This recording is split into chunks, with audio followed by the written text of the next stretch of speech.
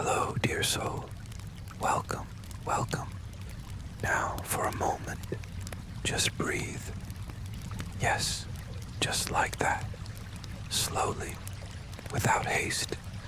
Feel the air coming in and going out like a gentle breeze caressing your being. We are here together in this safe space, in this moment, crafted just for you, without judgment, without rush, without goals, just presence. Today, we begin a gentle journey, a journey of reconnection, of healing, of love and listening, with a theme that often carries weight, carries fears, guilt, and even silences. Yes, today we will talk about money, but in a different way, without numbers, without demands, without right or wrong, just with lightness, with warmth, with the soul. You don't need to understand everything.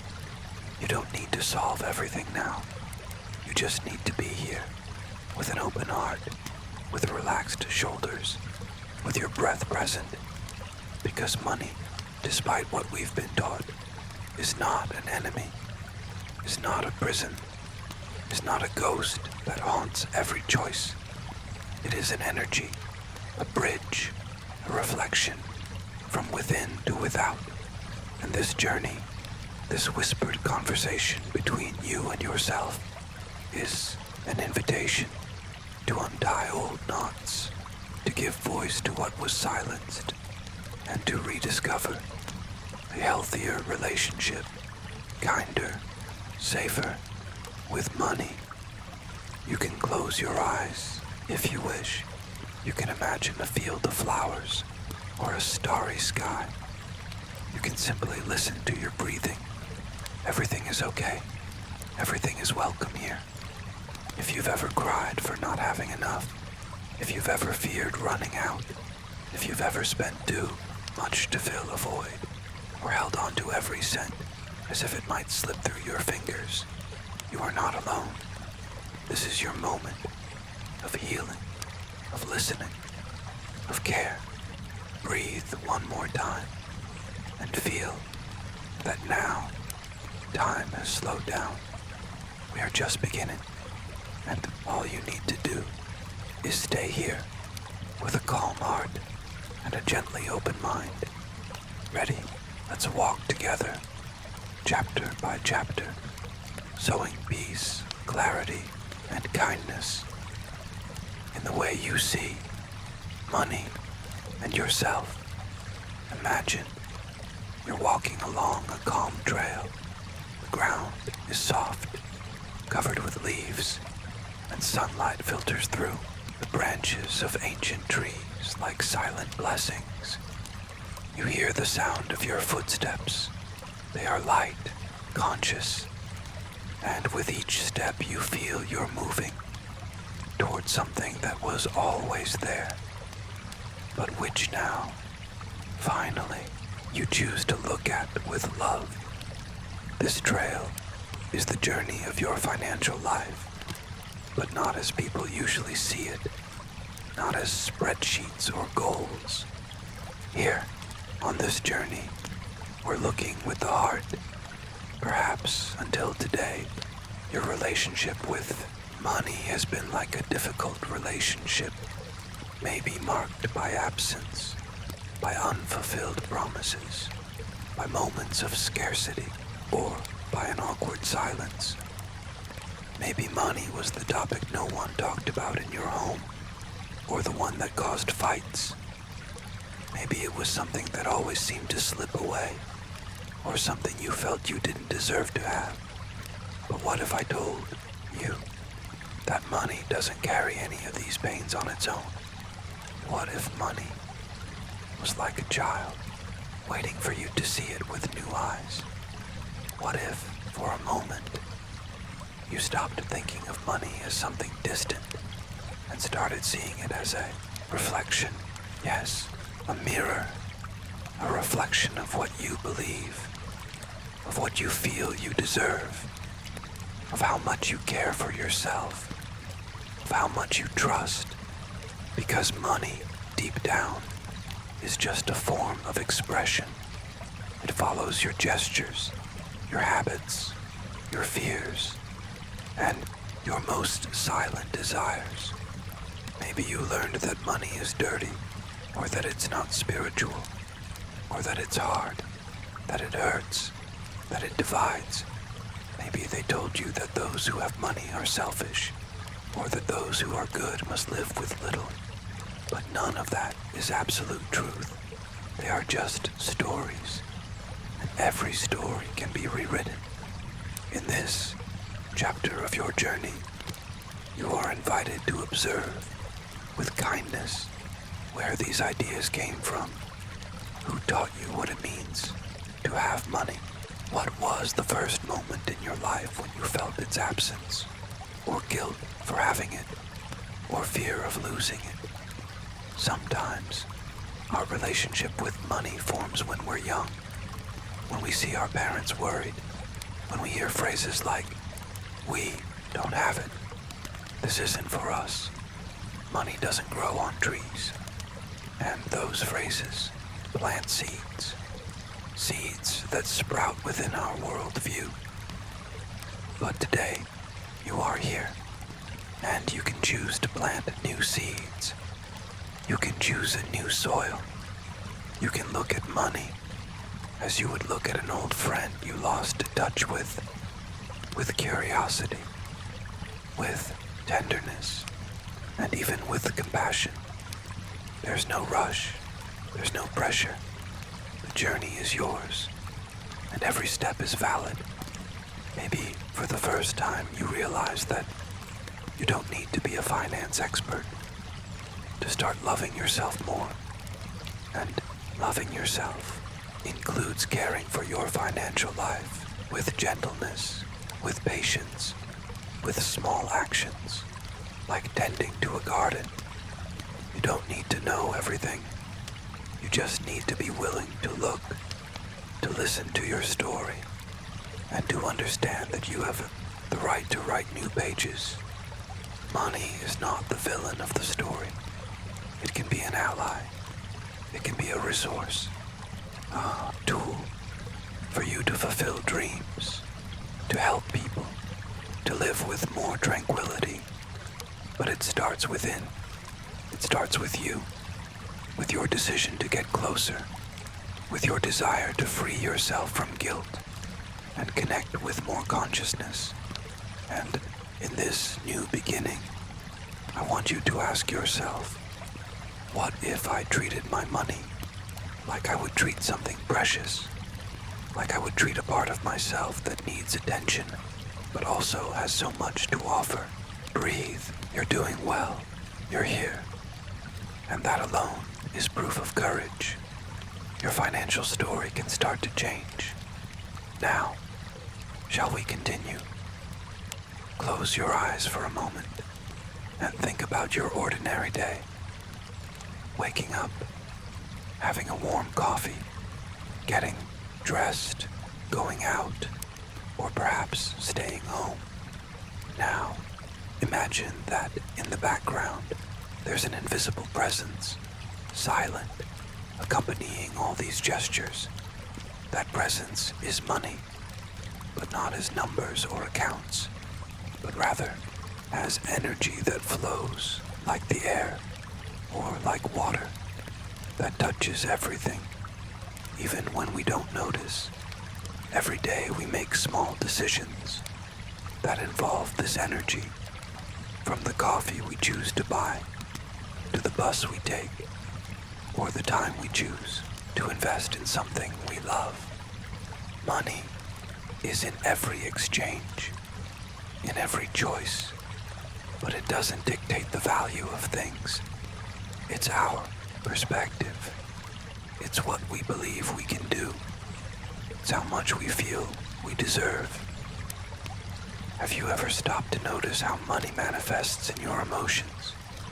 Maybe when you walk into a supermarket and feel a slight discomfort, or when you look at a store window and think, "This isn't for me," or when you receive a bill and your chest tightens.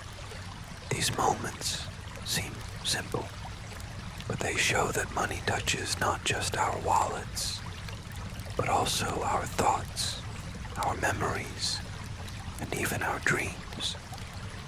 Your financial life isn't made only of accounts.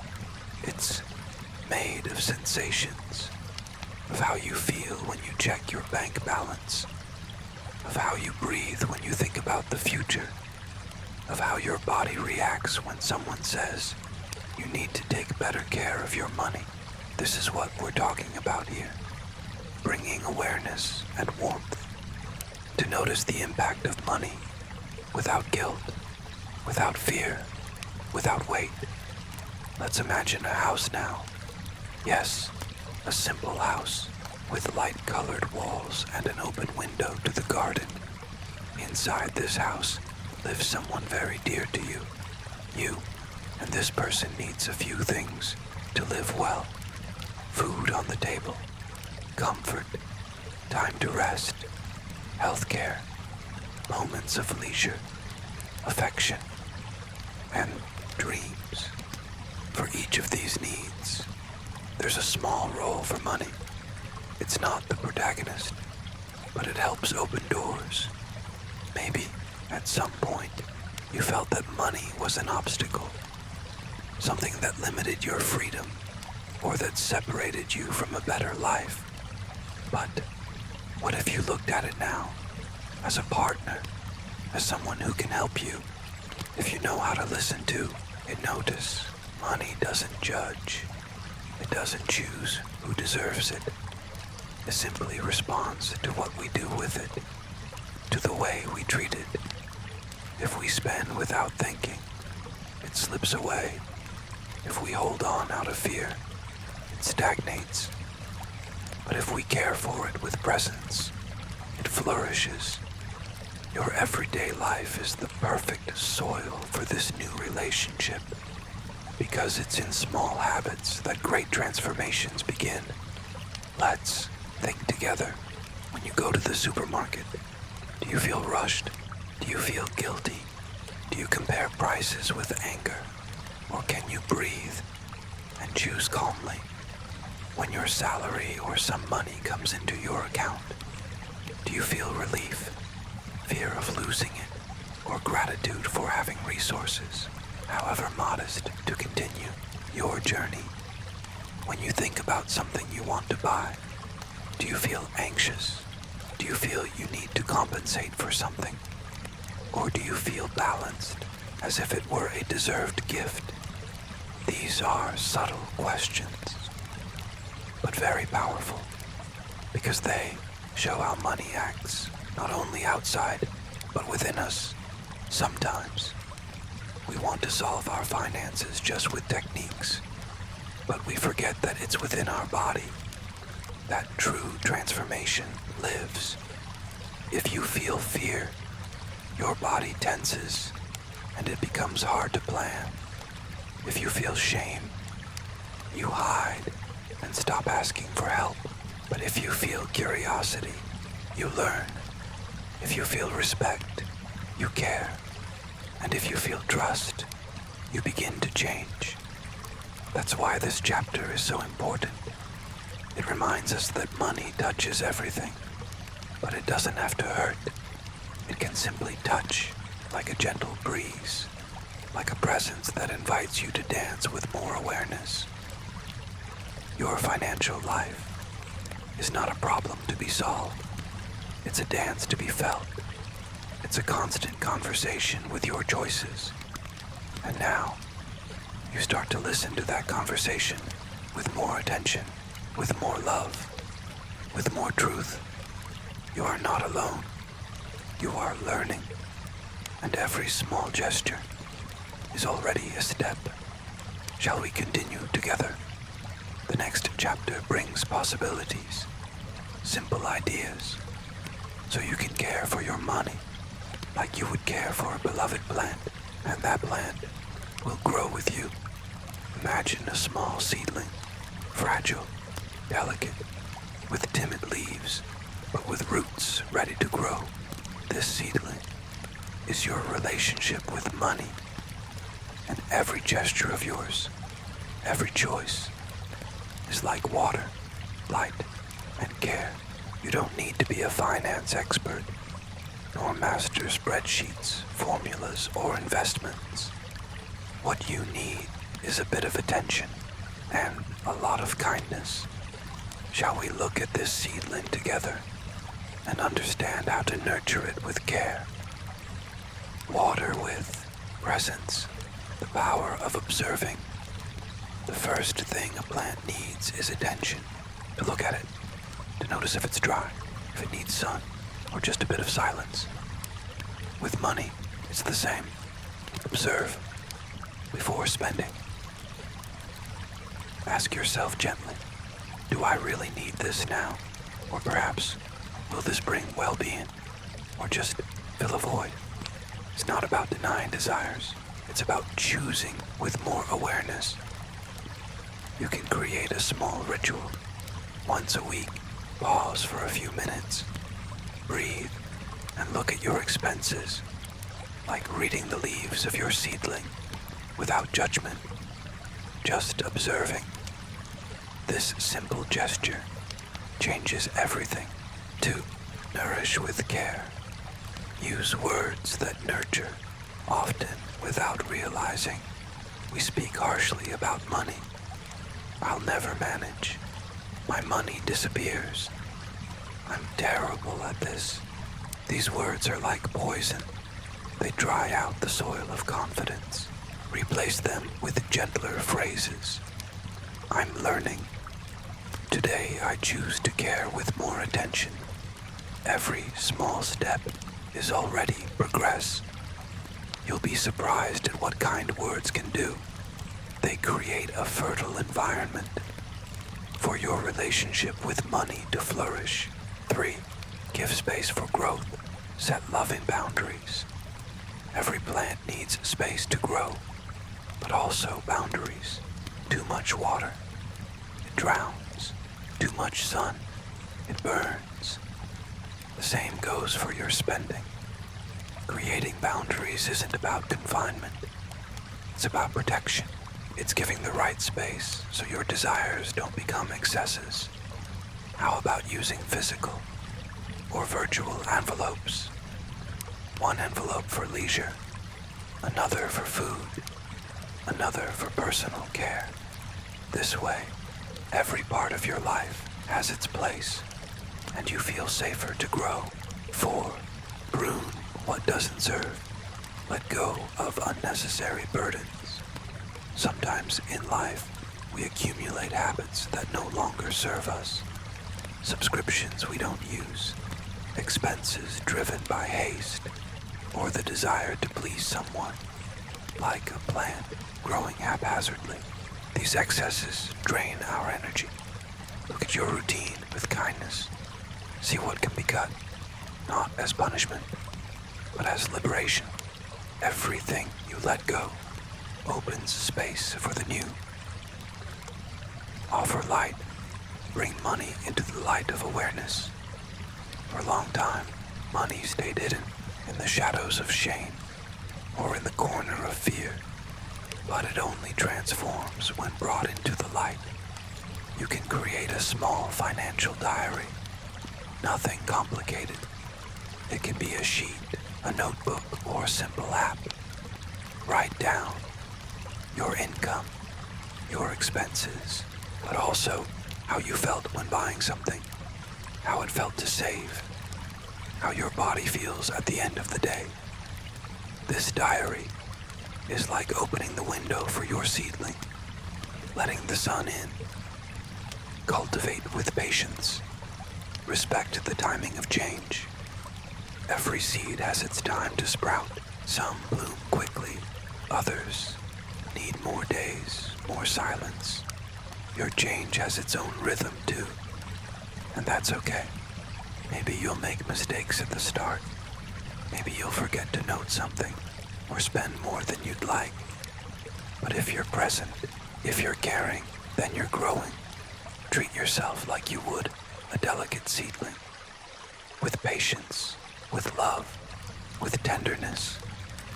These strategies aren't magic solutions, but they are paths, small trails you can follow, with light steps and an open heart. It doesn't matter where you started. What matters is that now you're here and you're looking with more care. Your money is an energy that can be your ally. You just need to allow yourself to care. You just need to remember, everything nurtured with love grows. And now, it's your turn to bloom. Imagine an old friend, one you've avoided for a long time, maybe out of fear, maybe out of shame, or simply because you didn't know how to approach them. That friend is money. And maybe it knocked on your door, but you, confused, with a heavy heart, didn't know how to welcome it. Now, it's time to open that door and invite it for tea. It doesn't need to be a party, just a small gesture of reconciliation. Acknowledge the wounds, name what hurt. All healing begins with a gentle look at the past.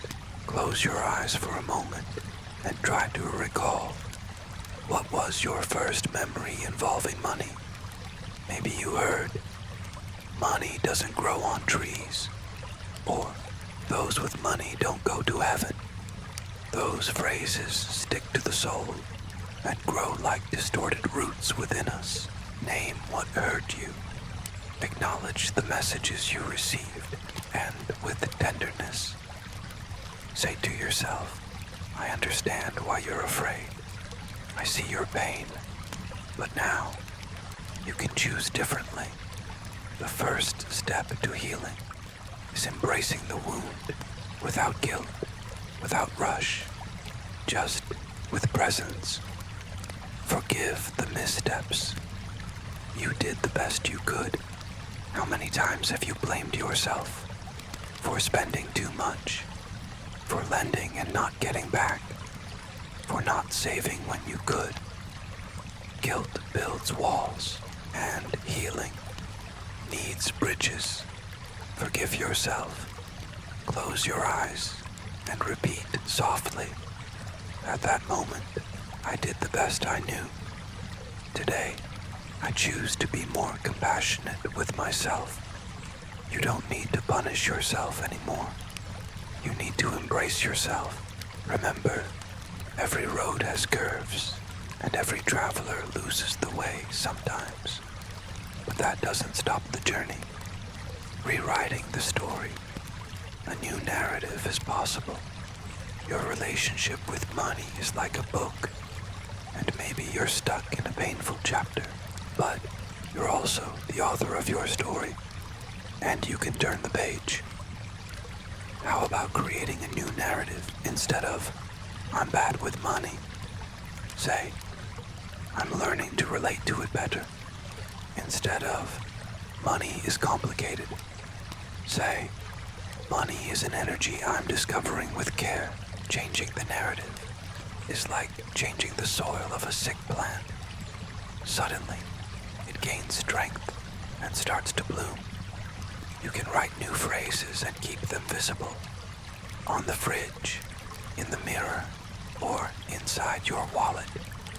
Small reminders that the new is already being born. 4. Creating rituals of reconnection. Just as relationships strengthen with small gestures, your relationship with money can also be nurtured with rituals. How about a financial care day? Once a week or a month, light a candle, play soft music, and set aside time to look at your finances with care, not as punishment, but as an act of self-love. You can note your income with gratitude, your expenses with awareness, and your dreams with hope. This ritual is like a conversation with your old friend. Little by little, trust returns, freeing yourself from comparison. One of the greatest sources of financial pain is comparison. Seeing the neighbor's car, the trips on Instagram, the successes of others, and feeling smaller. But you are not anyone else's story. You are your own path, your own time, your own terrain. Comparing yourself is like trying to measure an orchid's growth against a cactus's. Each has its own rhythm, its own shine, its own way of blooming. Healing happens when you look at yourself with tenderness and say, I honor my path, recognizing the value that already exists. Have you ever stopped to look at what you've already achieved? Not just things, but lessons, overcomings, wisdom. Sometimes our focus stays on what's missing, and we forget what we already have. You can create an abundance inventory. List everything good that money has already brought you. A shared coffee, a simple gift, a paid bill, a dream begun. This inventory is like a mirror. It shows you how capable you already are. Healing your relationship with money doesn't happen in a day. It's a process, like tending a garden. And every gesture, every choice, is a seed. You've already taken beautiful steps so far, and now you can continue with more lightness, with more presence, and with the certainty that you deserve a life at peace with money, not for how much you have, but for how much you allow yourself to bloom. Imagine a vast field, fertile, moist soil, waiting for the first seeds, and in your hands, a small bag of promises. Every word you say, every attitude you show, is like casting a seed into that soil. What you teach today will bloom tomorrow in the hearts of those who watch. They learn from what they see, not just what they hear. Children don't learn about money only through spreadsheets. They learn by watching, by seeing how you react when there's not enough, how you celebrate when there's extra, how you share or hold on tightly. It's in the supermarket when you say, not today. It's in the store when you choose to wait. It's in the conversation at home when you talk about bills or dreams. That's why teaching about money is more than teaching math. It's teaching values. It's showing how to handle life with kindness, responsibility, and humanity. You don't need to be perfect. You just need to be authentic. Teach value before price. We live in a world that knows the price of everything, but often forgets the value. You can help the next generation see the difference. A child may want an expensive toy, but maybe what they really want is attention or belonging. You can teach them to make choices, to think, is this worth my time, my energy? Will it truly make me happy? Show them that not everything that shines is gold, and that many valuable things, like time with loved ones, a caring gesture, a fulfilled dream, have no price tag. Create rituals of awareness. Childhood is fertile ground for small rituals, and money can join that dance. How about creating a dream jar? Each week, the child puts a small amount in it, and together, you track its growth. Talk about what they want, plan, or a moment of choice before going to a store. Today, we have X to spend. What's most worth it? This simple question plans responsibility, autonomy, and presence. You're not just teaching about numbers, you're teaching about freedom. Talk about mistakes with lightness. Sometimes the child will spend everything on candy or break the new toy in a day. And that is learning too. Avoid scolding that hurts. Prefer conversations that awaken. Did you notice how you felt afterward? What would you do differently next time? Do you still want to save for something bigger? These questions are worth more than any lecture. They cultivate awareness and show that making mistakes is also a way to grow. Open space for dialogue. Many families treat money as taboo, an adult topic, forbidden, full of tension. But what if you opened space? What if money stopped being a ghost and became a natural topic? Talk about what it costs to live. Show how money comes in and how it goes out. Talk about family dreams, about what's a priority, about what you're building together. These conversations create bridges and show that money doesn't need to be a burden. It can be part of life, with simplicity, with clarity, with love. Teach the power of sharing. Money can also be a bridge to others. Teach the child that part of what we have can be used to help. It could be a donation to someone in need, or a heartfelt gift, or the simple act of sharing a snack with someone who has none. Sharing isn't losing, it's multiplying. It's showing that the world is bigger than one's own belly button, and that true abundance is what touches other lives. Nurture a vision of the future. Money isn't just for now, it's for planting tomorrow. Help the child to dream, to imagine what they'd like to do, live, explore.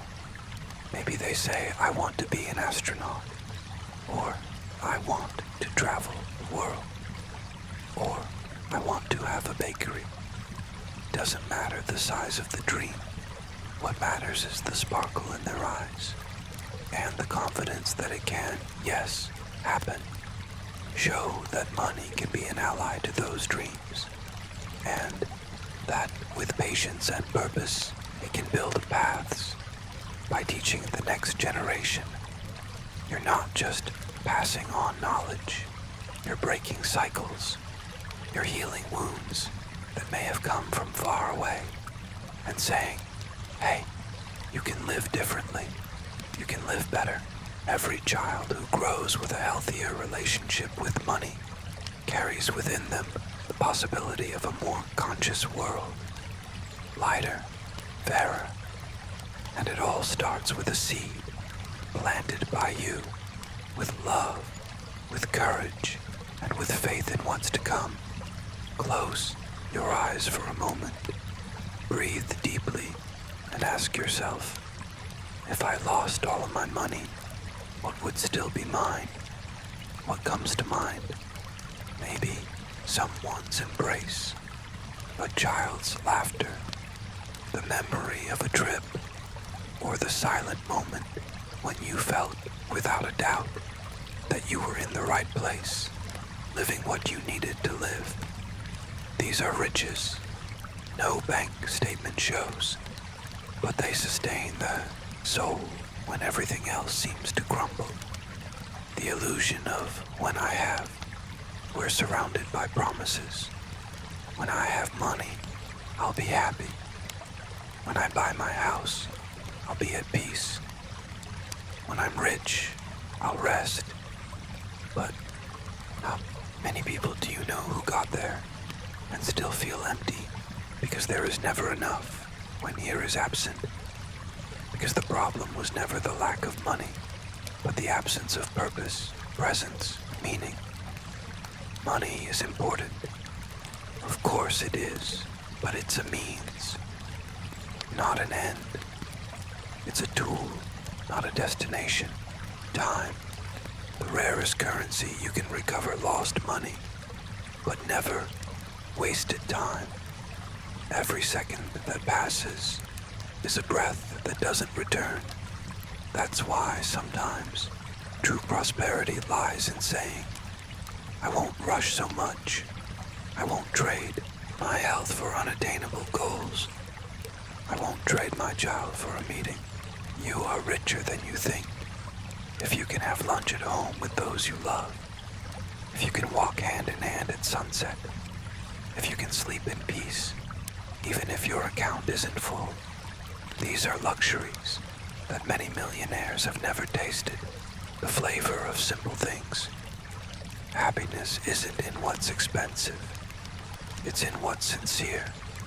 A hot coffee on a rainy morning, a note left with care, a song that hits deep, lazy Sunday with those who make you feel good. Abundance hides in the details, in the silences that comfort, in the laughter that comes from nowhere, in the smell of cake in the oven. You don't need more. You need new eyes to see what you already have, the freedom to say no. How many times have you said yes, just out of fear of losing, of seeming weak, of falling behind? But true prosperity is also freedom. Freedom to choose, to refuse what weighs you down, to not sell yourself for a job, a status, a compliment. Saying no can be an act of wealth, because it shows you already have enough within you, and you don't need to mold yourself to fit in tight spaces. Relationships, your greatest treasure. You can have all the possessions in the world, but if you have no one to share them with, what's it worth? True relationships are your most valuable account. Friends who stay, even when you have nothing to offer. Family who love you beyond your flaws. People who listen to you, embrace you, recognize you. These connections save you on dark days and make the good days even better. Caring for these relationships is caring for your invisible fortune. Purpose, the root of true wealth. There's something more valuable than money. Knowing why you wake up every day. When your life has purpose, work takes on a new color. Effort has direction. Fatigue has meaning. And even on tough days, you know you're building something worthwhile. Prosperity isn't about accumulating. It's about contributing. It's about leaving a mark, not just a legacy. It's about knowing that when you're gone, the world will have been touched by your existence. Peace as the greatest asset. In the end, what we all want is this. Peace. Peace to sleep without fear. Peace to look in the mirror with tranquility. Peace to live without rushing. And this peace doesn't come from how much you have, but from who you are. It comes from the coherence between your values and your actions, from caring for others and yourself, from gratitude for small victories, from forgiveness for big failures. Maybe you'll never have a luxury car or an apartment with a sea view. Maybe you'll never set foot in Dubai or Paris. But if you love and are loved, if you have stories to tell, if you laugh until your stomach hurts, if you cry and are comforted, if you look around and feel you're in the right place, then yes, you are prosperous, much more than you imagined, because true wealth doesn't live in your wallet. It lives in your soul. Do you remember the first time you heard about money? Maybe it was in a shout between adults. Maybe in a, "That's too expensive." Or in a casual phrase, "Money doesn't grow on trees. Those born poor die poor. Rich people are no good." And so, without realizing, you began to build your inner world about what it means to be rich, poor, worthy, deserving, not with facts, but with emotions, with fears, with silences, and what isn't healed repeats. What you inherited without noticing. You might have inherited a house, or maybe nothing material, but you certainly inherited beliefs, because even without words, gestures teach. reactions shape. The energy around money molds what you feel to this day. If your parents fought over bills, maybe today you avoid looking at yours. If scarcity was constant, maybe you feel guilty for having a little more. If someone in your family got rich and changed too much, maybe you unconsciously fear growing. It's not always rational, but it's real. And that's why prospering sometimes hurts. Not because it's hard, but because it contradicts the story you were told, and you still feel loyal to it. The silent cycle of scarcity. Scarcity doesn't just live in the wallet, it lives in the gaze of those who never believe it's enough. It lives in the mind of those who always think it will run out. It lives in the soul of those who feel they must fight constantly to have the minimum. It's a cycle, a loop, an invisible repetition. You earn, but lose soon after. You achieve something, but sabotage it without realizing. You have some left over, but find a way to empty yourself. Why? Because deep down, you believe you don't deserve it, or that you'll be punished, or that you'll lose love if you have too much, and no one wants to be alone, even if it costs their own abundance. Money isn't the villain, nor the hero. Money is energy. It's a means. It's a reflection. It only amplifies who you already are. If you're generous, you'll be even more so. If you're controlling too. But in itself, it's neutral. If you still see money as dirty, dangerous, corrupt, you'll push it away. You'll distance yourself. You'll forget to charge. And all this without noticing. The healing process begins by seeing money as an ally, not as an enemy, not as a magic solution, but as a partner that reveals your inner self, invisible traumas, automatic decisions.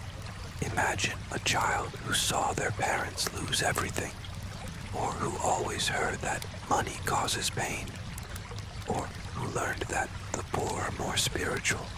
That child grows up, becomes an adult, works, studies, does everything right, but keeps repeating the same cycles, exhausts themselves, feels inadequate, and blames the world for not recognizing their effort. But what they don't see is that they carry a trauma, and that trauma manifests in automatic decisions, denying opportunities, avoiding growth, saying, "I can't," before trying. Healing this trauma opens a space for a new script, one where money isn't punishment or betrayal, but an expression of value, of balance, of trust. What did you learn to fear? Pause for a moment and reflect. When I think about having a lot of money, what do I feel? If I won a fortune today, what would change? Is there guilt in me for wanting comfort? Do I feel at peace, spending with pleasure? The answers reveal where the pain is hidden, and also where the healing wants to enter. You don't need to fear prospering anymore, because your abundance doesn't diminish anyone else's. It inspires, it overflows, it honors your ancestors, including those who couldn't. Rewriting your story, yes, you inherited stories, but you're not condemned to them. You can be the turning point, the generation that stops repeating, that chooses consciously, that creates a new relationship with money. This requires courage, looking at what hurts, letting go of what doesn't serve, learning new paths. But it also brings lightness, freedom, and a sense of, now yes, I'm living my truth. Healing your relationship with money is an act of self-love. It's saying, I deserve to live fully, without weight, without fear. It's honoring your roots without letting them trap you in the past. And above all, it's allowing your children, biological or not, to grow in a world where prospering isn't a sin. It's natural. In the next chapter, we'll dive into something powerful, the art of receiving, because many learn to give, but few allow themselves to open their arms, to embrace what the universe wants to deliver. You know how to give. You make an effort. Help those in need. Anticipate requests. Give more than you receive. But when life tries to give back, you step back, diminish, look away. Why? Because receiving also takes courage. Because some learn it that accepting is being weak, or selfish, or ungrateful. Receiving truly is allowing yourself to be touched. And that's scary. The invisible block. Maybe no one said it outright, but you learned that receiving too much could put you at risk. Risk of being envied. Risk of being seen as lazy. Risk of losing control. So you say, no need. Imagine, it's fine. I'll manage. And when someone wants to help, praise, reward you, you sabotage, change the subject, dismiss it. You don't realize, but you're telling the universe, I'm not ready. I'm not worthy. Put me last. And the universe respects that. Receiving is an act of presence. Have you ever noticed how some people receive a compliment? Wow, you look beautiful today. Oh, not really. It's just the makeup. Or, congratulations, you nailed that project. Oh, it was luck. No big deal. You've responded like that too, haven't you? We were taught to distrust what shines, to fear standing out, to hide healthy pride. But embracing the compliment, help, a gift, is honoring who offers it, is validating the flow of life. It's saying, yes, I accept. Yes, I deserve. Yes, I'm part of this. The cycle of abundance. Giving and receiving are two sides of the same coin. One doesn't exist without the other. When you refuse to receive, you interrupt the flow. You block abundance. It's like a dammed river. The water stops flowing. The land stops blooming. You can plant, water, care. But if you don't allow life to give back, you'll remain exhausted and frustrated. Receiving isn't about waiting without doing anything. It's about being open when the harvest comes. It's about not running away when life says, it's your turn. The I can handle it syndrome.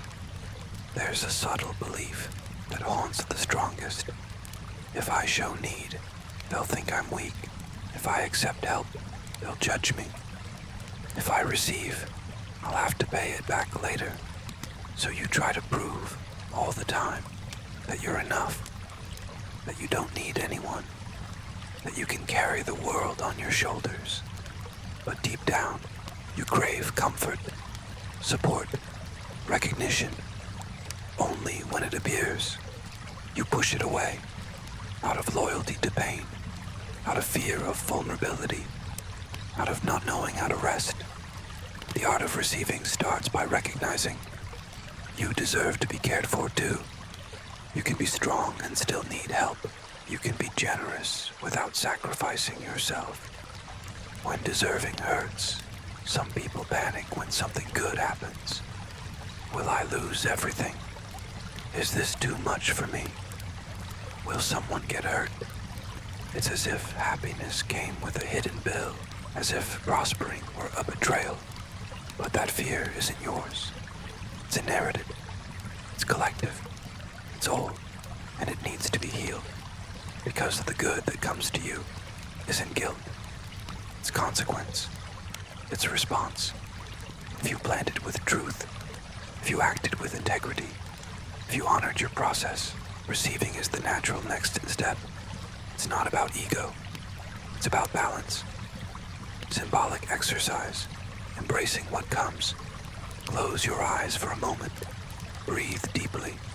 Now imagine a golden light coming from above. It doesn't burn. It warms. It brings everything you've always wanted. Love, care, recognition, comfort, prosperity. Now look at your hands. Are they open or clenched? If they're closed, just observe. Maybe it's a reflex of what you do in life. Now, with care, begin to open them, slowly, without rush, and repeat silently. I allow myself to receive. I am worthy of embracing the good that comes to me. I honor those who offer and accept with gratitude. Feel, breathe, accept. You don't need to fight for everything. Some things come simply because it's time. Receiving is trusting you're part of a greater flow. It's letting go of control and making space for mystery. It's stopping hiding from the shine. And sometimes the greatest proof of strength is simply saying, yes, I accept it. In the next chapter, we'll dive into an essential theme, the pleasure of living in abundance. Because prospering isn't just paying bills, but feeling joy, freedom, and fullness in the now. Have you noticed how we've learned to tolerate suffering, but struggle to embrace pleasure? We were taught to endure, to hold on tight, to survive. But what about truly living, savoring, smiling without fear, having more than the necessary, and not feeling guilty for it? Abundance isn't excess. The word abundance often causes noise, some associated with greed, with waste, with the superfluous. But abundance isn't accumulation. It's flow. It's when what you have, material, emotional, or spiritual, overflows and reaches others without effort, without calculation. It's when you live with more than the minimum, more time, more peace, more meaning. Abundance is when life stops being survival and becomes celebration. The guilt of prospering, many don't realize, but they carry a silent guilt for being well. They feel bad for having more than their parents, for succeeding where others fell, for having free time while the world rushes. This guilt is an invisible prison. It makes you sabotage yourself, delay, diminish your own success. But living in abundance doesn't take anything from anyone. On the contrary, a fulfilled person inspires others, creates movement, opens new possibilities. Scarcity is contagious, yes, but abundance is too. 3. Pleasure is a tool for healing. There's a type of pleasure that doesn't depend on luxury. It's the pleasure of presence, of touch, of nature, of a relaxed body. This pleasure heals. It reconnects you with life. It teaches you that living can be light, that you don't need to suffer to feel useful. How many times have you denied yourself a good moment? How many times have you forbidden yourself to rest, smile, enjoy, as if it were wrong to be happy while the world bleeds? But you don't heal the world with more pain. You heal with presence, with light, with love that multiplies. The inner saboteur of scarcity.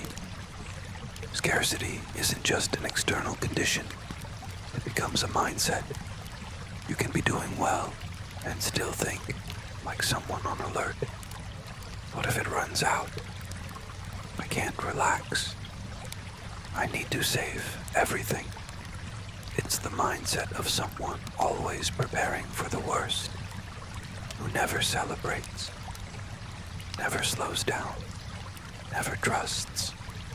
This mindset sabotages relationships, projects, joys, because those who live waiting for collapse can't sustain well-being. Abundance begins when you choose to trust that you have, that you can, that you are. Receiving without needing to pay with pain. Many of us were conditioned to believe we only deserve something good if we've gone through something bad first, as if pain were the currency of exchange. Have you ever thought, now that I've suffered so much I deserve to rest? After all I've endured, now I can be happy. What if it wasn't necessary to go through hell to live heaven? What if love, peace, prosperity could be paths, not prizes? You don't need to suffer to justify what you receive. You can have because you chose, because you cared, because you allowed yourself. Lightness as revolution. Have you noticed how lightness bothers when someone lives with pleasure, without rush, with tranquility? It's common for social discomfort to arise. They must be idle. They're irresponsible. They live in a dream world.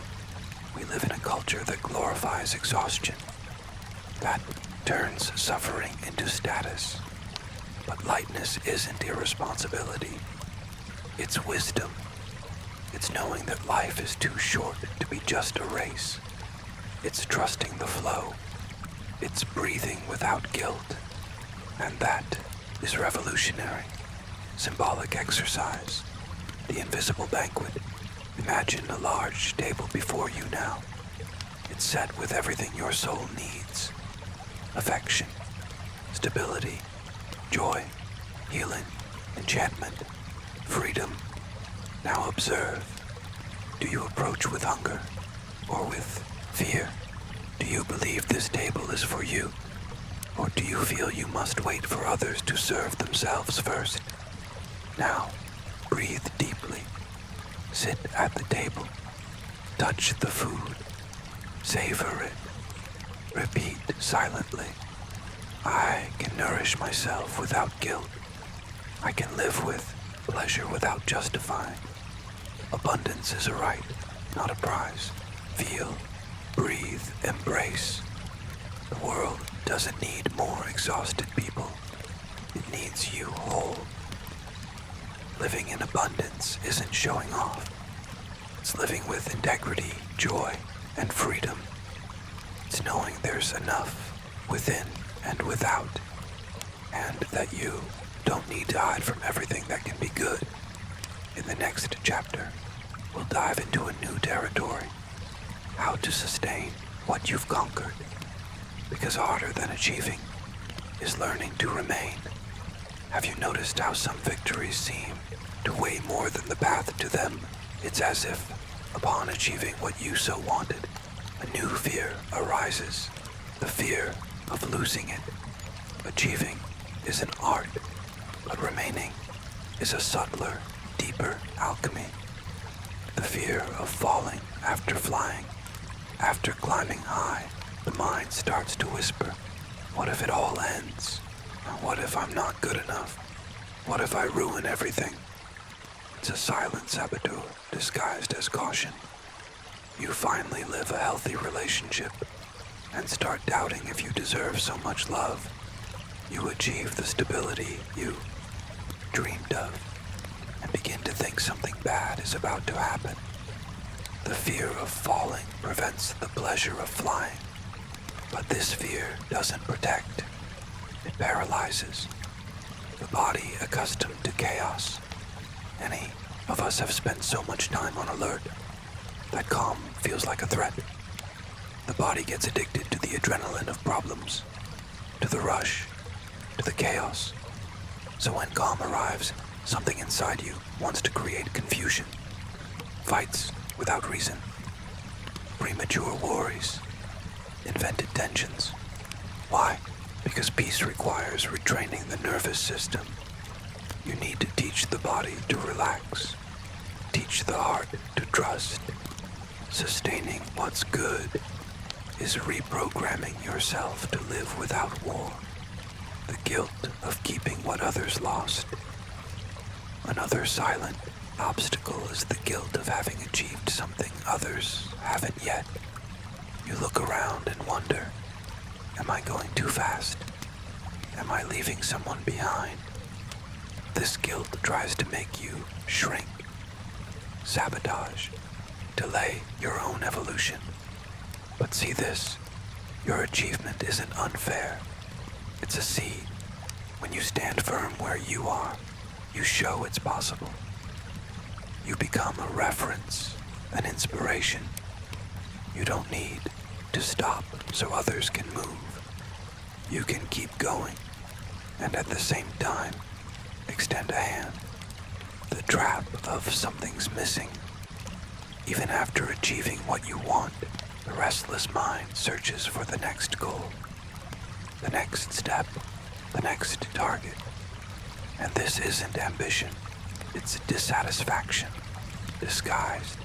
It's like being in a blooming garden, but not seeing anything, because you're too busy planning the next plot. Sustaining is different from stagnating.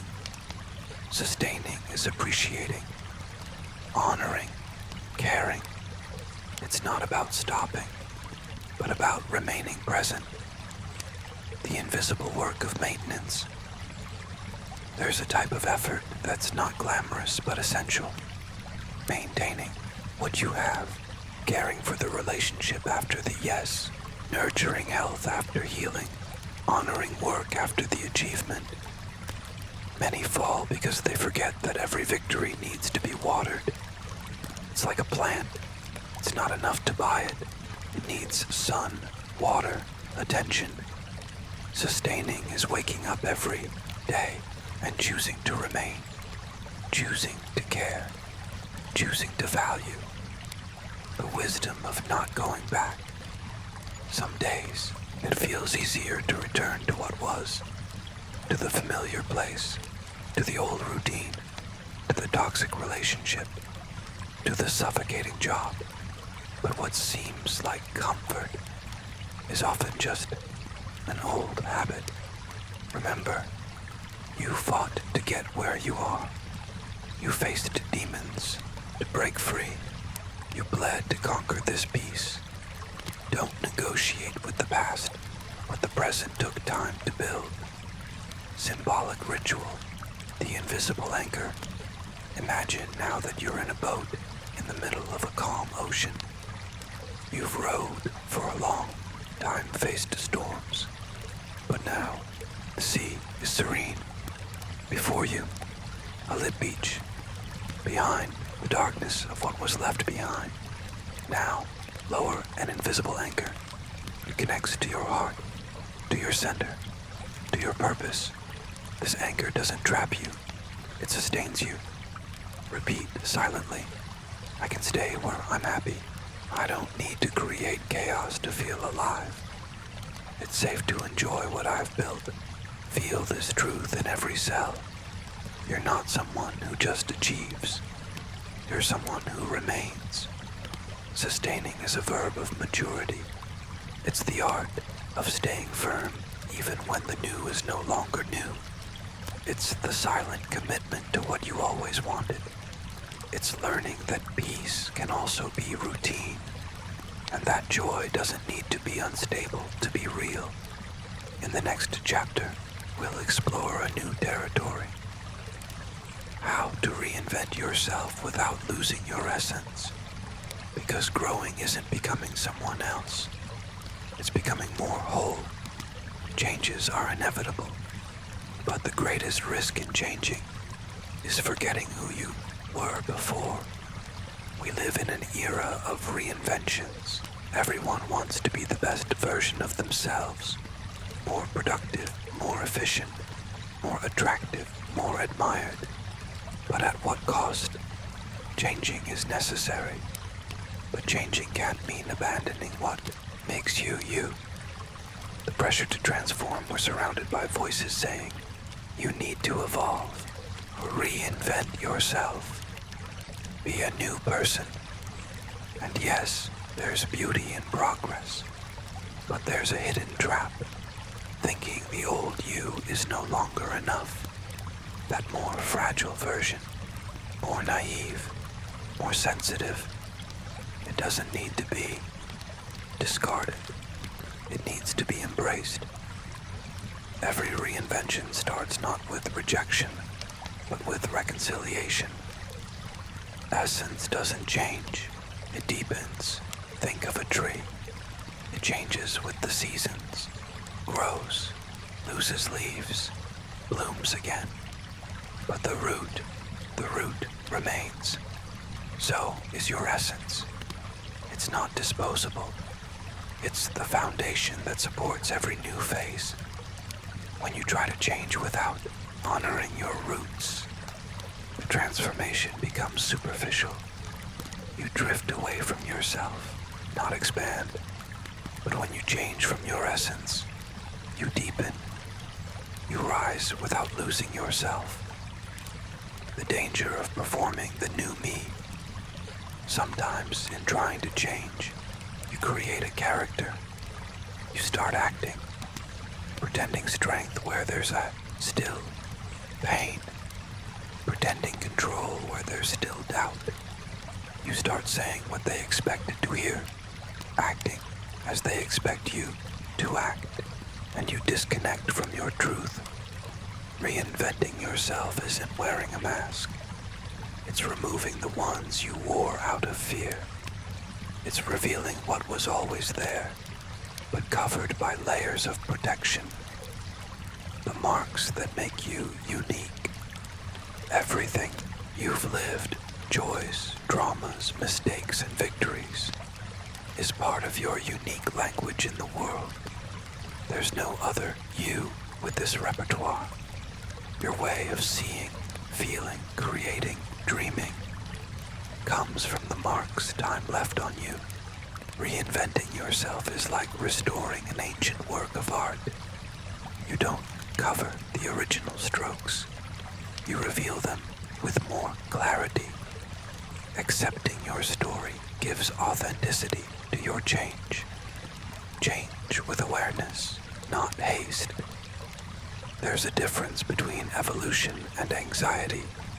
Anxiety wants to push you to the new without preparation, wants you to jump from one role to another without understanding what's being left behind. Awareness, on the other hand, transforms with roots, respects the timing of the process, doesn't seek to be better to please, but to express your own truth. Before changing, ask, what do I want to keep? What is essential in me, even in the new scenario? Does this change bring me closer or further from who I am? The courage to integrate. Reinventing yourself isn't being reborn from scratch.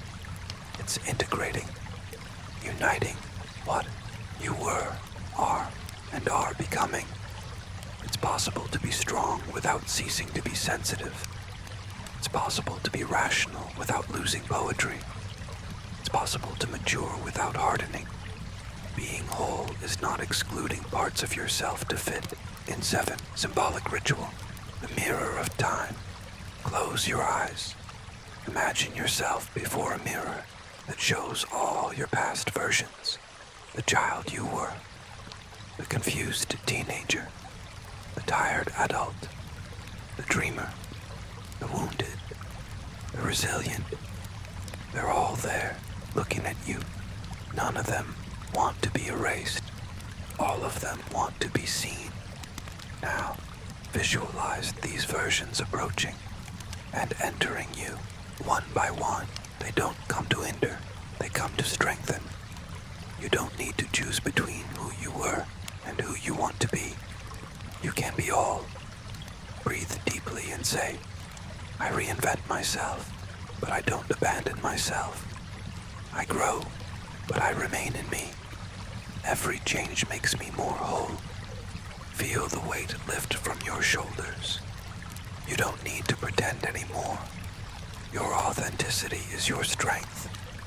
Reinventing yourself without losing your essence is a delicate dance between the new and the eternal, between what changes and what sustains, between what needs to go and what must remain. If you commit to the truth, every change will be liberating, not a prison with another name. In the next chapter, we'll talk about one of the soul's greatest tests, how to deal with those who don't follow your evolution, because growing also means leaving some bonds behind. Without guilt, but with respect, you decided to grow, expand, heal wounds, break cycles, and with that, something inevitable happens. Some people don't go with you. At first, it hurts, then it liberates, and in the end, it teaches the pain of walking alone. Every real change reveals who's by your side and who was by the side of your old self. When you change, not everyone celebrates. Some drift away, others question you, others still accuse you of having changed too much. The truth, they're right. You changed. But what they don't realize is that this change was necessary for your emotional survival. You didn't become another person. You finally became yourself. Growth scares those who prefer the same. Imagine you've been in a dark room for years with other people. One day, you find the door. You leave. See the light. Breathe relieved. You go back to tell them. You say, there's a way out. But instead of gratitude, you get distrust, rejection, envy. Because those who aren't ready to leave the darkness will prefer to call you a traitor rather than accept that they can change too. Growing reveals others' comfort zones, and that bothers. They're not wrong. They're just in a different time. Not every distancing is a sign of resentment. Sometimes it's just a difference in rhythm. You're in chapter 12. They're still in chapter 4. You want to fly. They're still afraid to open their wings. And that's okay. You don't need to hate, nor try to carry anyone in your arms. Just accept that everyone has their own time to awaken. Forcing someone to grow is like pulling a flower by the root, expecting it to bloom faster. It doesn't work. It only hurts. The guilt that isn't yours. Be honest with yourself. How many times have you blamed yourself for growing? You thought, am I being arrogant? Am I ungrateful for drifting away? What if they're right and I'm wrong? But the truth is, growth isn't selfishness, and protecting yourself isn't betrayal. You're not responsible for staying small just to not bother others. You don't need to dim yourself so others can shine, nor walk backward just because someone stopped. Your light can illuminate, but it can also blind those who don't want to see. Let go without bitterness. Yes, you can love someone and still let them go. You can honor the history without insisting on the present. You can be grateful for the company and still move in another direction. Letting go is maturity. It's accepting that some bonds were important, but are no longer compatible with who you've become. It's not ego. It's coherence.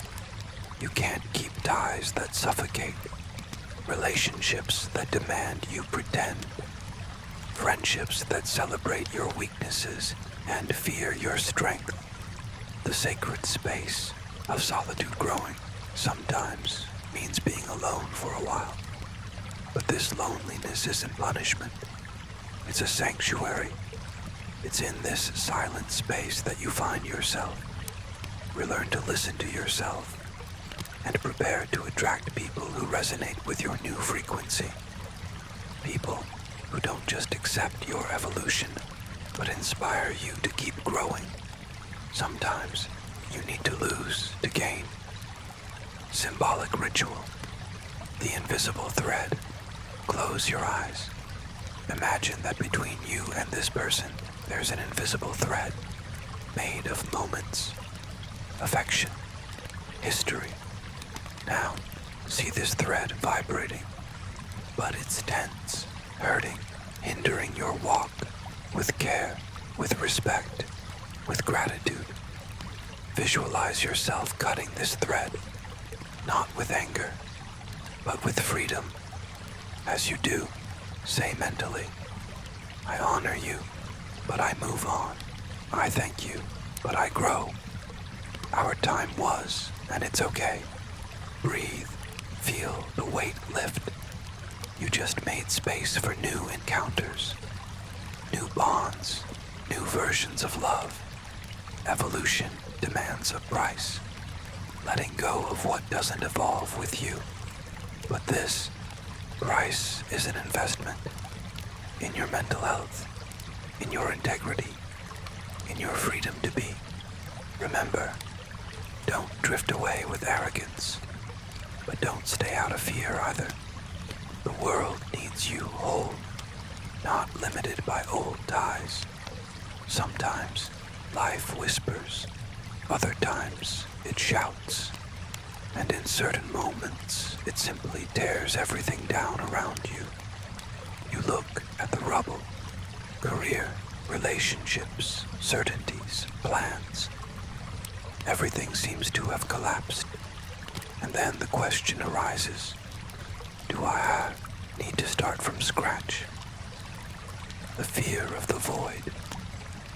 The idea of starting over scares, because zero seems synonymous with failure, with wasted time, with regression.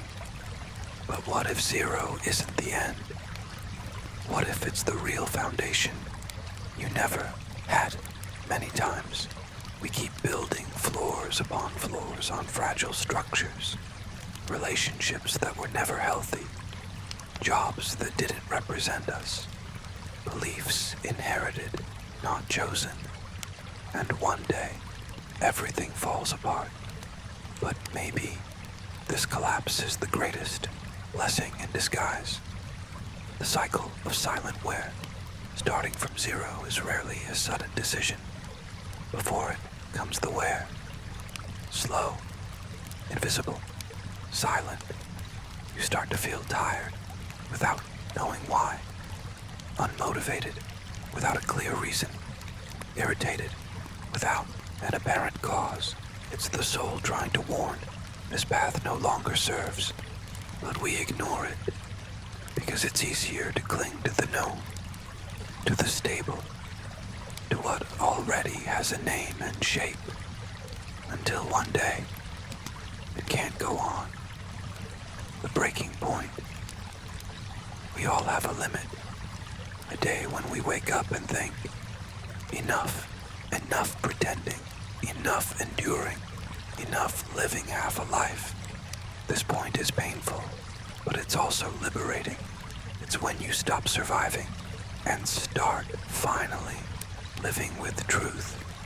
And yes, this may mean starting from zero. The myth of stability.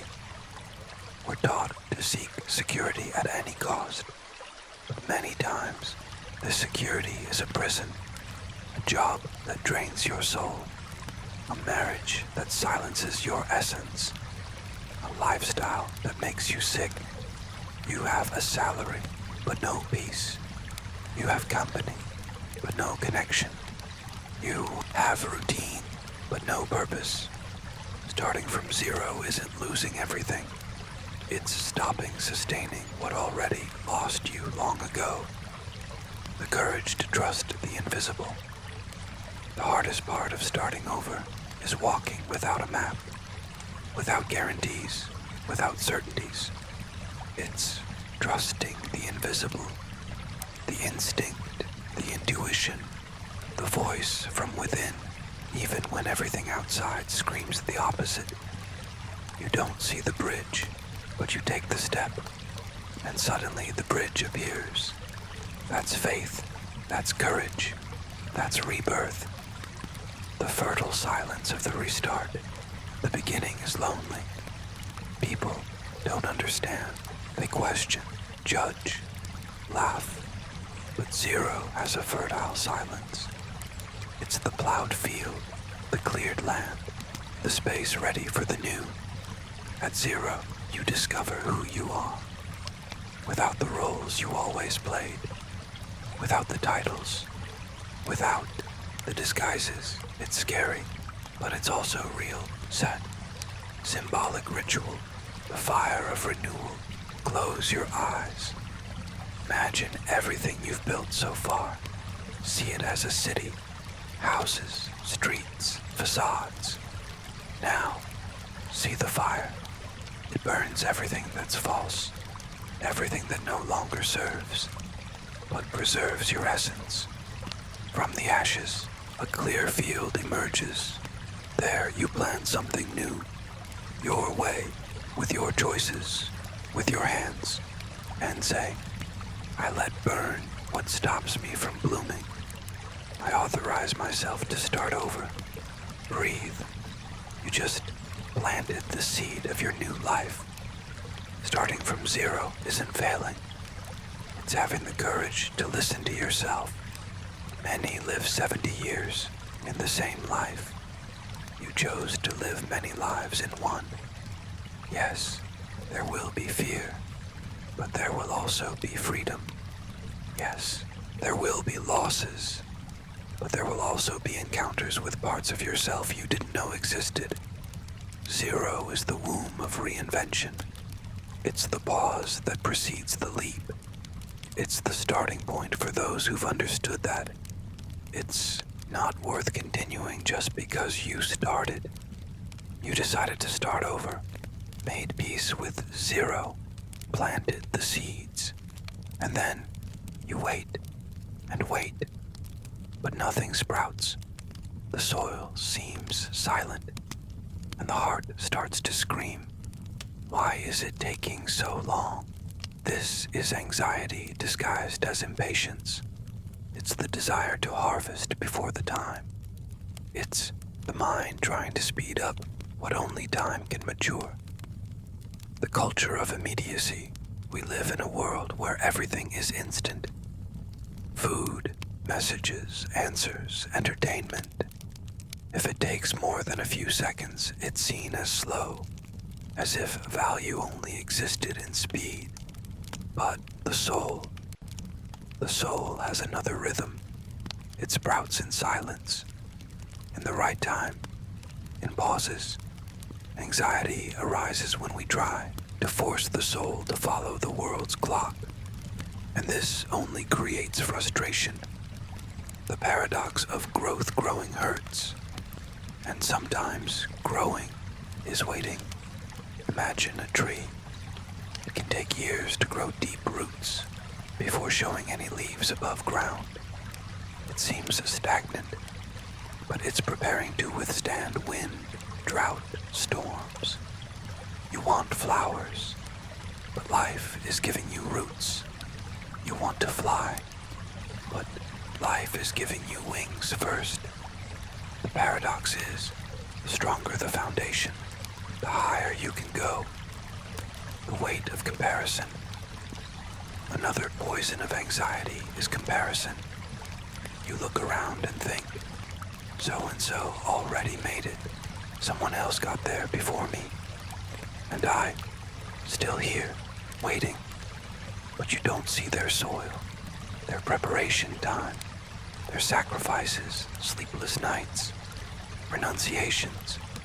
Every flower blooms in its season, trying to force your bud to open. Early only causes pain, and worse, it can kill your blooming. The natural rhythm of things. Everything in nature respects a cycle. The moon grows, shines, wanes, and is reborn. The tides rise and fall. Winter comes, and the tree seems dead. But inside, the sap still flows, silent, persistent, alive. You have cycles too, and there are moments when seeming still isn't regression, it's regeneration. The anxiety of wanting everything now steals your now. steals the beauty of the journey, steals the delicacy of the process. Silence as strength. Anxiety shouts, "Hurry, run, you're falling behind." But wisdom whispers, "Trust, breathe." Everything is falling into place. Silence isn't absence. It's deep presence. It's in silence that the heart reorders priorities, that the soul hears intuition, that the new prepares to be born. Symbolic exercise. The inner clock. Close your eyes. Visualize a large clock before you. The hands are spinning fast, frantically, driven by anxiety. Now, imagine placing your hands on that clock and slowly turning the hands. Slower, slower, until it stops.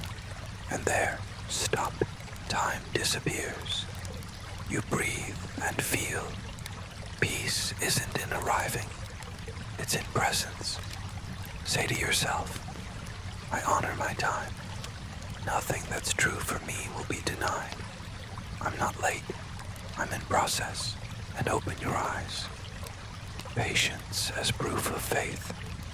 Having faith isn't just believing things will happen. It's trusting even when nothing is happening.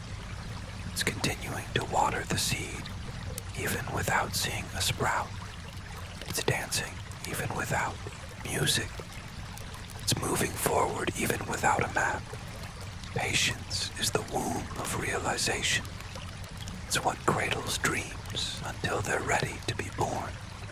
Without patience, we abort our own miracles. You're not slow. You're deep. You're not late. You're maturing. The butterfly doesn't force its wings to emerge. It waits for the right time. And when it does, it flies with fullness. Life isn't punishing you with the weight. It's preparing you for something that requires maturity, presence, and surrender. In haste, everything becomes a draft. In calm, everything takes shape. You start to change. Read more, silence more, think more, feel differently. And suddenly, the old conversations no longer make sense. The places that used to entertain you now feel empty. Some people drift away. Others call you strange, cold, distant. You didn't fight. You didn't cut ties. You just changed. And with that, you discover something unexpected. Growing can be lonely. The void between who you were and who you're becoming. There's a space between the old version of you and the new one still being born. This space is called transition, and in it, you often feel alone. It's as if you left the old house, but the new one isn't ready yet. You're in the middle of the path, without a roof, without ground. And it's in this interval that many give up, because they think this loneliness is a mistake. But it's a fundamental part of the journey. You're undressing, and every soul's nakedness causes vulnerability. The cocoon isn't a cell. The caterpillar enters the cocoon alone. Inside, no one enters. No one sees. No one understands. From the outside, it looks like death, silence, and inside, transformation, disintegration, rebirth. The loneliness of the cocoon is the price of the freedom of wings. There's no butterfly without the caterpillar's exile. You're also in this invisible cocoon. People outside may not understand, may criticize, may drift away. But you know, something is changing within. And because of that, there's no going back. The danger of trying to fit in again. Sometimes the pain of loneliness is so great that you think about going back to the old comfort zone, laughing at the same jokes, pretending the same tastes, shrinking again to fit in a small world. But this only creates internal rupture, because once you grow inside, you can't unsee. You can't pretend everything's fine in a place that suffocates you. The desire to fit in needs to be replaced by the courage to belong to yourself. The pain of not feeling understood. One of the greatest pains of those changing inside is trying to explain to others something you don't fully understand yet. And when the response is judgment, disdain, or silence, you feel even more isolated. But listen to this. Not everyone will understand your process, and that's okay. The journey is yours, and not everyone is ready to walk the same path. Some will only watch from afar. Others will disappear along the way.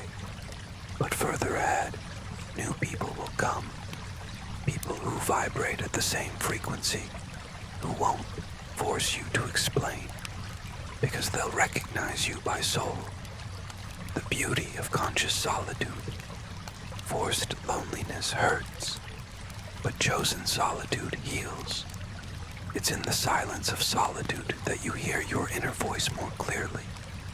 It's in it that you discover you're not alone. You're with yourself. You realize there's an entire universe inside you, waiting to be explored. New ideas, authentic desires, forgotten dreams, dormant strengths.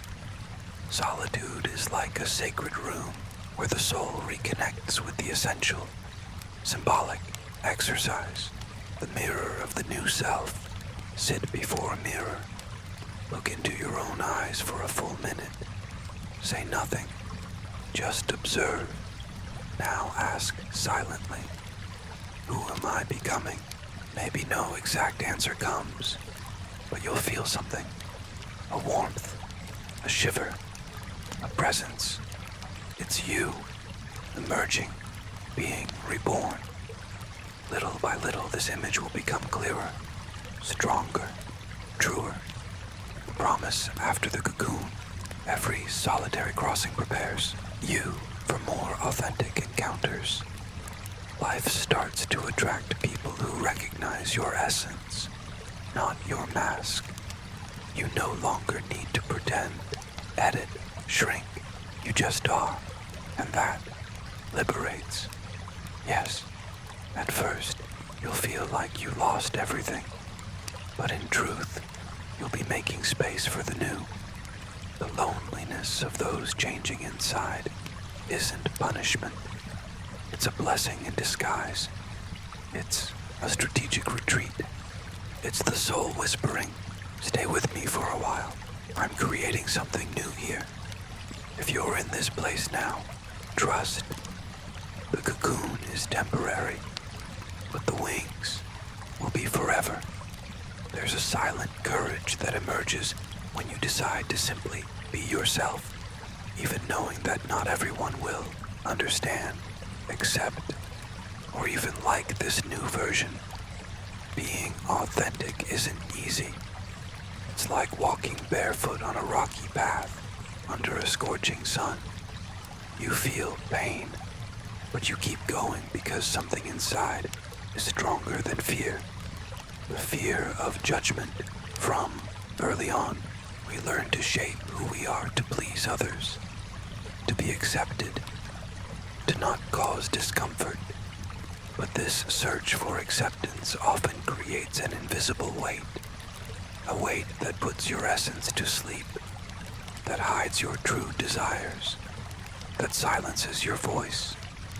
Courage begins when you choose to stop living for others' approval, when you decide your inner peace is worth more than the fear of judgment. Being yourself is a silent act of rebellion.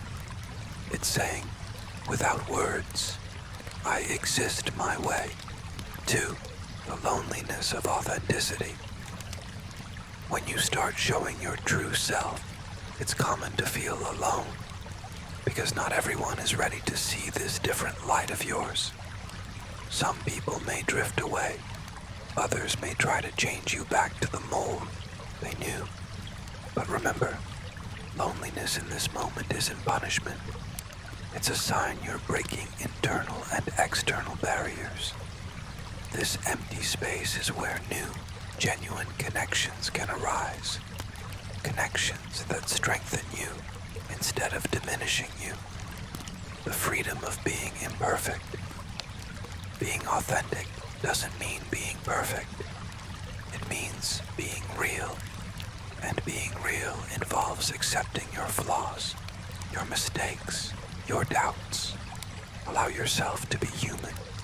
Allow yourself to err without judging yourself. Allow yourself to grow with each step, even if it's slow. This freedom to be imperfect is a gift you give yourself. And the more you accept yourself, the less external opinions matter. Stories of silent courage. Imagine a small candle lit in the middle of a dark night. It doesn't shout to be seen, doesn't compete with the wind or rain. It just shines, soft and steady. That's the courage of being yourself. A calm light that doesn't need applause. People who changed their lives and relationships started with this inner glow, with this simple and powerful decision to allow themselves to exist, even if alone. And this light grows, illuminating paths, warming hearts. The invitation to authenticity. Close your eyes for a moment. Breathe deeply. Feel your chest expand and contract. Now, imagine yourself in a place where you can be whoever you want, without fear, without a mask. What do you see? What clothes are you wearing? What smile is on your face? Who's by your side, if anyone is? Allow yourself to enter this space. It's the space of your authenticity, of your true self. This place exists within you, and no one can take it away. The daily practice of courage. Courage isn't a one-time event. It's a daily practice, an invitation to look at yourself with kindness, even in the face of difficulties. When the fear of what others will think arises, breathe deeply and remember, you're doing the best you can. You're growing, and little by little, courage becomes a habit, a second skin. You don't need to be perfect to be courageous. You just need to be true. A message of hope. If you feel alone on this path, know that you're not. Many have walked this silent road, and many more are yet to come. Every step you take paves the way for those who will follow. Every act of courage creates an invisible bridge, connecting souls that desire the same freedom. Don't give up. Your truth is worth it. Your freedom is worth it. You're living the transformation many desire, but few have the courage to begin. This courage to be who you are, even without approval, is what will unleash your true potential. Now that we've reached the end of this gentle and loving journey, allow yourself a moment to simply be. There's no rush. There are no tasks. Just the here and now. With your slow and calm breath, breathe deeply once more, feeling the air fill your lungs, and then slip away slowly, like a gentle breeze caressing your skin. Feel your body becoming lighter, as if each breath carries away a bit of the tension, the fears, the worries. Throughout the time we spent together, we walked through inner landscapes of understanding, acceptance, and transformation. We talked about the relationship with money, not just as numbers or accounts, but as feelings, beliefs, and stories we carry with us. You allowed yourself to listen to your heart, soften the anxiety, cultivate a new mindset that embraces peace, trust, and clarity. Remember, financial education isn't a race. It's a slow dance, a learning that happens at the right time for you. Every small step you take is valuable and deserves to be celebrated. Now, visualize your mind as a calm lake without waves, reflecting a serene and clear sky. In that reflection, see your own image, serene, strong, capable.